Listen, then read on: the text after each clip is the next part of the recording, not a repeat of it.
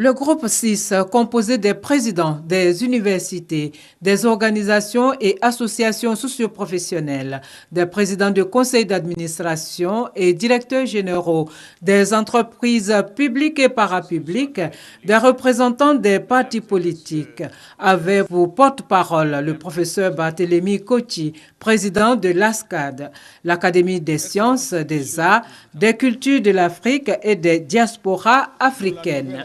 Le professeur Barthélémy Kochi, dans son allocution, a souhaité le retour définitif d'une paix durable pour le renouveau démocratique de la Côte d'Ivoire.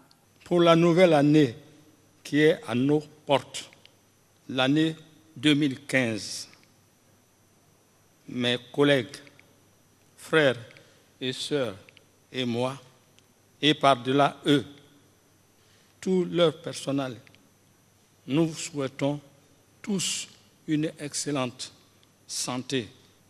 Sous votre autorité, Monsieur le Président, le vœu que nous formons est le retour définitif à une paix durable, à la mesure d'un développement durable auquel aspire notre pays, afin que la Côte d'Ivoire se distingue toujours mieux.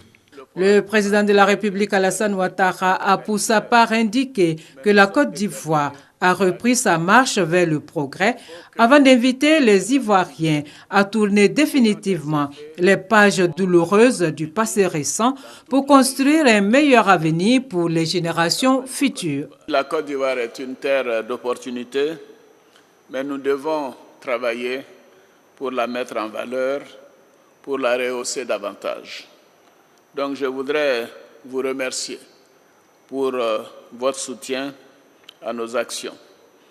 L'année 2015 est une année charnière, une année décisive pour le renforcement de la démocratie et de la cohésion sociale.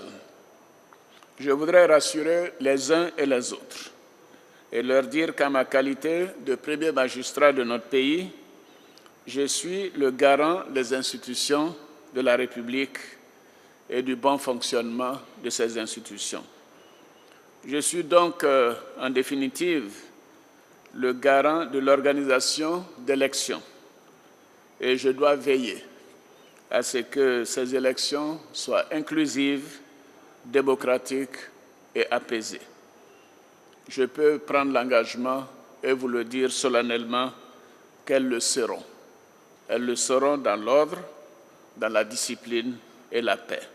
Le chef de l'État a par ailleurs réaffirmé la volonté du gouvernement de continuer à privilégier les actions en faveur de l'amélioration des conditions de vie des couches les plus défavorisées et surtout de l'emploi pour les jeunes et les femmes. Il a dit compter sur toutes les forces vives de la Côte d'Ivoire.